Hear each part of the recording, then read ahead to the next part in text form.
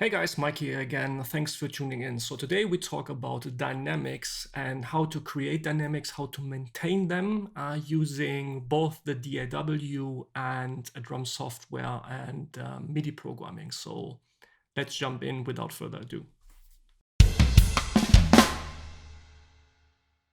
Because everything is better in a musical context, what I did, I picked a play along and I programmed a song using MIDI. I've used the Death and Darkness expansion pack for Superior Drummer and mixed it using and mixed my own preset and created an own preset, which is called Maple Heaven, because I used the DW Collectors kit of the Death library. You can find the preset, and I give this preset away for free again. So please find the link in the description box below. If you missed my Metal Foundry preset in my last video, I will show you the link to this video in the top corner so you can download this as well. So what I did, as I said, I programmed the MIDI performance to this song and I mixed the whole song. But this is not about the mixing, it's about the MIDI programming as one, let's say, piece of the puzzle to create some dynamics and why this is important. So before we start into and go into the details and showing you the 3 or 4 tips which I want to share with you, let's listen to the whole song first and foremost so you get an idea. This song is very dynamically, it starts very low and gets loud and big in the end. So here's the song and we talk afterwards.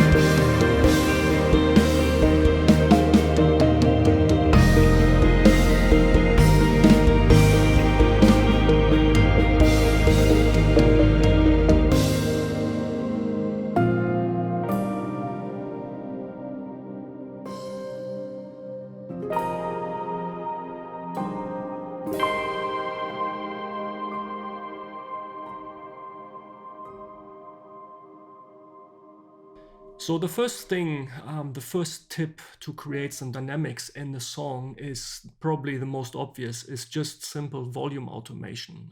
Volume automation, for every one of you who don't use a DAW, this is a process of adjusting some things automatically in the post-production of a performance. So in this case, when you look at my screen, you see here, this is the volume automation for the drum tracks.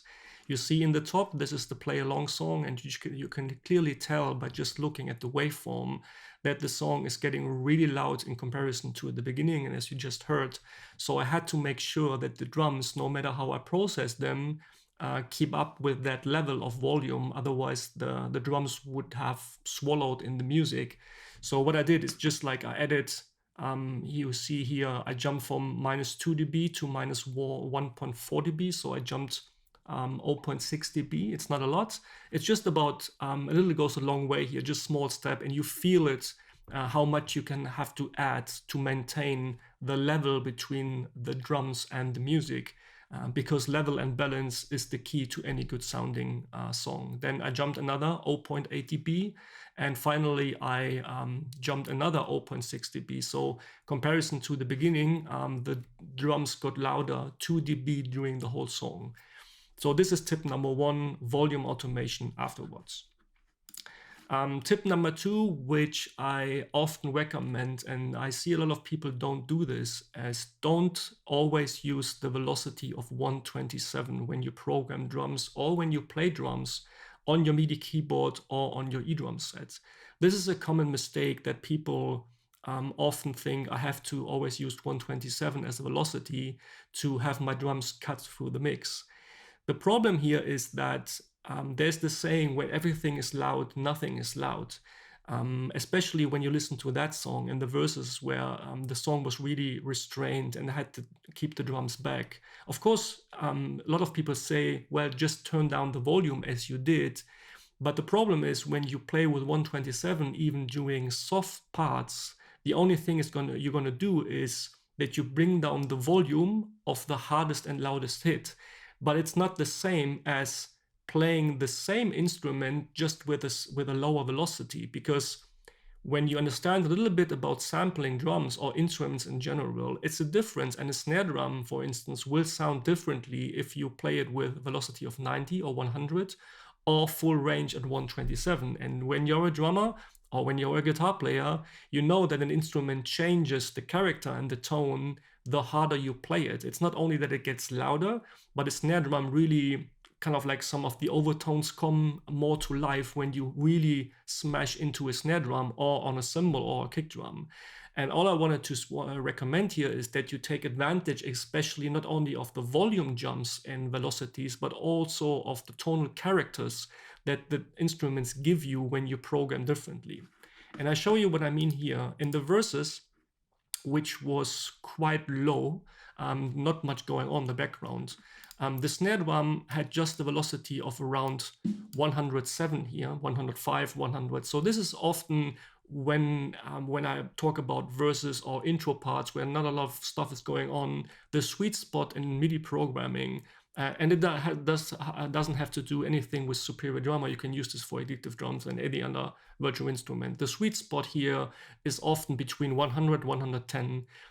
This, for me, is a good range where you still have enough body and attack of the instrument, especially the snare and the kick, which are usually the most important pieces of a drum kit. But you don't have to constantly fight against the transients of that instrument, which you have to do sometimes using compression, but it's not necessary. With compression and with EQ and transient designers, you always change artificially the sound of an instrument. So not only play with the volume itself, with the volume fader, but also with the velocity, and this will make your life easier. Tip number 3 is use different articulations when your software allows you to do so. To change dynamics doesn't not always mean that you use different velocities, but use rim shots instead of center articulations, or at least use both. I know a lot of you guys always are asking for rim shots, and they always want to cut through the mix and have a snare drum loud as hell. This is totally fine, depends on the genre, of course, but if you use both in the musical context, like in the verses you play, you program the drums with the center articulation, which is just a common snare drum hit. And sometimes when you want to emphasize a certain part, you use the rim shot. And in this library, for instance, even the toms provide rim shot articulations. So that's what I did here. Let me jump to this section. I think it was at bar 60 something here. Yeah, exactly. So you see this part. Let me highlight this. Jump here.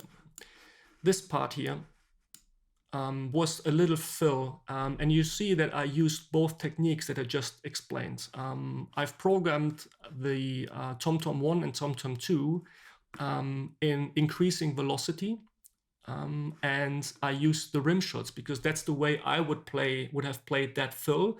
When you play with your hands on the toms and the other hand on the snare drum, it's like really hitting the rims to emphasize this, to cut through the mix. So using both techniques, especially when you otherwise just use the center articulation, will give some excitement to your sound and to the mix.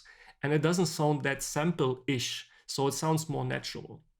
And finally, a common trick that I often use is when I program, when I don't play the stuff on flams on the snare drum, like here, you see I use different articulations. In this case, I use the off-center articulation and the center articulation. It's just a subtle difference, but when you play a flam, of course, when you're a technically educated drummer, you will probably hit the snare drum every time in the same spot. But often, especially in the musical context, when you're playing fast fills or something, when you hit a flam, sometimes one of the sticks is not exactly in the center. So by having different articulations like rim shots and off-center here, you can take advantage of that to create a more natural sound. Of course, you can play along. What I sometimes do as well is I use the center articulation and the rim shot articulation for a flam and just use both of them. Of course, you can create a rim shot with a flam with both on the rim shots, but just like play along with different things and play with it during the song. Sometimes use this, use that. It's just to make the song more exciting and more natural and more dynamically and more human at the end of the day. So tip number 4, which is again something you can create in the software here. You see here on the snare drum in the top right corner, I stacked a additional sample onto the snare drum because I had the feeling that it needed a little bit more to cut through the mix. I used one of the presets from the Death and Darkness, which is called the snare number 5. So this is how it sounds.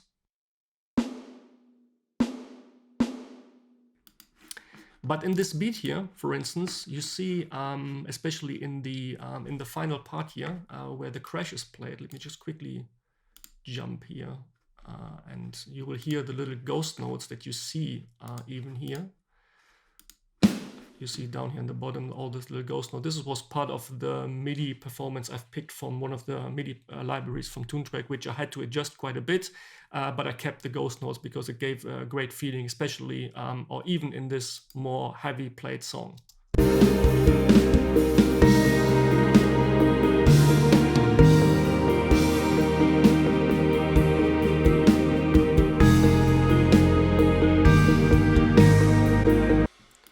Again, without music.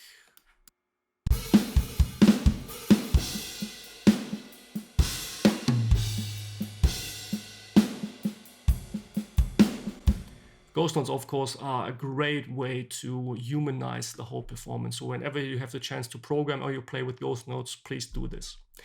What I did though is, and I mentioned this one time already in one of my videos, is that you don't want this preset that you stacked upon the actual snare to be triggered with the ghost notes. The problems of those one-shot samples is they just, as the name suggests, just have one sample included, which is almost a very high velocity and loud sound, but they are not captured and sampled with all the different articulations from soft to really hard. What you can do though is you can highlight just the preset or the stacked sound that you picked. Go here to the right where it says velocity gate. And what you can do, you can adjust in which range of velocity levels you want this particular instrument to be triggered. In this case, I said everything above 70 up to 127. This snare will be triggered, which helps me to prevent the software to trigger the stacked snare drum to trigger those little ghost notes here. Because when I highlight one of these and go to the bar here, you see it's roughly around 38, 39, 40. So the ghost notes are just triggered with the sonar snare drum here, which is more realistic. And every time the snare gets above 70, 80, so a real common hit, the additional snare will be triggered. So you can play with those settings to make sure that the sound, because this will sound very bad as this is just a one-shot sample. And finally, tip number 5, it's not really a tip for the actual video. When you already programmed or played your song on an eDrum set and you found that too many hits are played with 127 already, and you think, oh my gosh, now I have to go into the MIDi performance and adjust every single note and pull it down a little bit.